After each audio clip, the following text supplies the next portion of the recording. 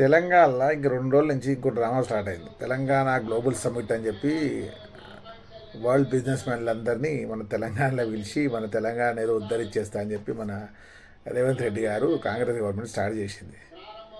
మీకు తెలిసిన విషయం ఏంటంటే ఈ సమ్మిట్లు జరగడానికి వేల కోట్లు ఖర్చు పెట్టి, వందల కోట్లు ఖర్చు పెట్టి బాగానే చేస్తారు.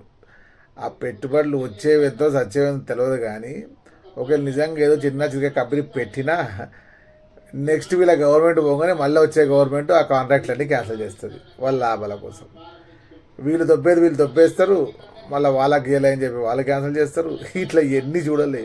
కేసీఆర్ గవర్నమెంట్లో మనము టెక్స్టైల్ పార్కులని అవ్వని ఇవ్వని మన ఫార్మాసిటీస్ అని ఎన్ని వేల ఎకరాల భూమిని తీసుకున్నారు, అంతా చేసారు. లాస్ట్కి ఒక్కటైనా స్టార్ట్ అయ్యింది ఇప్పుడు కరెక్ట్గా.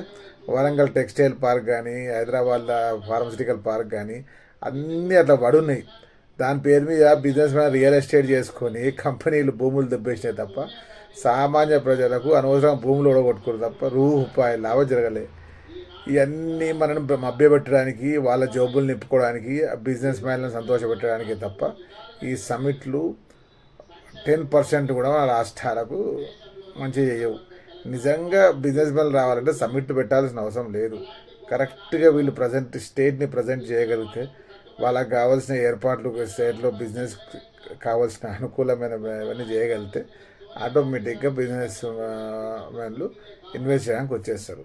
అంతేగాని ఇది ఏదో వీళ్ళ జాబులు నింపుకోవడానికి జనాలకు చూపించి ఏదో మేము పీకేస్తున్నాం చేసేస్తున్నాం చూపించి మళ్ళీ నెక్స్ట్ ఓట్లు దొబ్బడానికి తప్ప ఎన్ని రోజులు ఇట్లా మాయ చేయలేరు.